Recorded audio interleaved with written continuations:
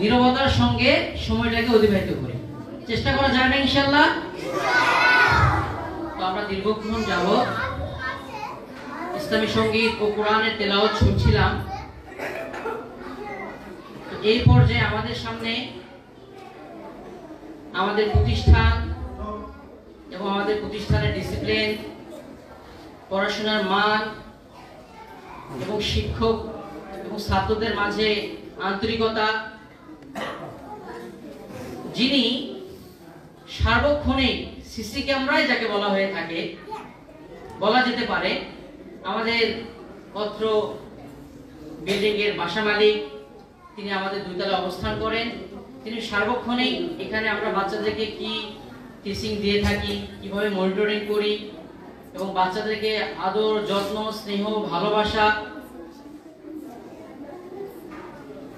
যেভাবে আমরা শিক্ষা দিয়ে থাকি, তিনি তার নিজ ভাষায় এবং সুন্দরভাবে আমাদেরকে তিনি বুঝিয়ে দিবেন এবং বক্তব্য রাখবেন।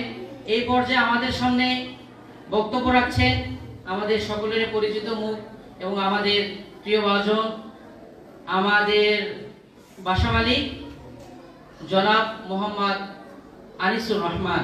জনাব মোহাম্মদ আনিসুর রহমান চাচাকে মঞ্চে এসে কিছুক্ষণ বক্তব্য রাখার জন্য অনুরোধ জ্ঞাপন করছি।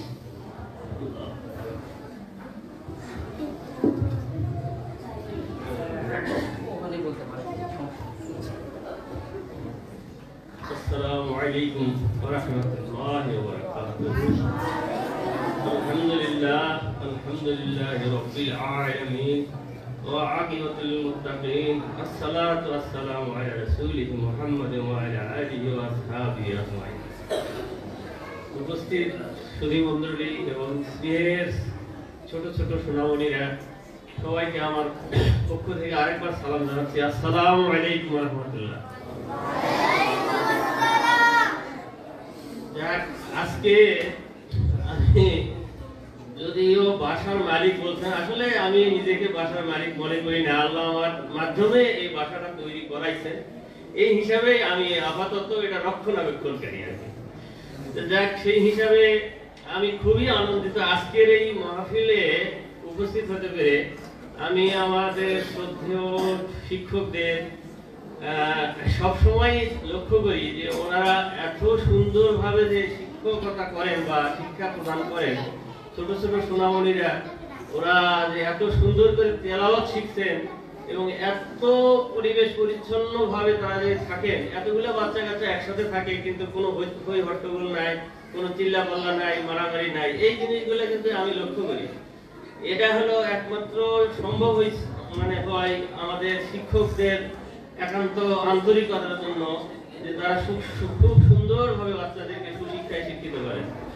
আমি এইটুকুই বলতে যাচ্ছি যে আমার মনটা আজকে ভরে গেছে যে এই ছোট ছোট ছোট্ট সোনামণিরা এত সুন্দর শুদ্ধ সহিভাবে এবং এত সুন্দর করে যে কোরআন তেলাওয়াত শিখছেন। এটা তো সম্ভব সাধারণ শিক্ষায় শিক্ষিত যারা যারা ছোটবেলায় শিক্ষা গ্রহণ করার জন্য স্কুলে গেছি, আমরা তো এটা পাই না। আজকে একটা পরিবেশ সৃষ্টি হয়েছে। আমাদের অভিভাবক মন্ডলীকেও আমি অনুরোধ করবো, আসলে মাদ্রাসায় শিক্ষায় শিক্ষিত করার জন্যই আমাদের প্রধান উদ্দেশ্য হওয়া উচিত ছিল। আমাদের ছেলেমেয়েরা যেন প্রথম অবস্থায় যেন ধর্মীয় শিক্ষায়, ধর্মীয় জ্ঞান অর্থাৎ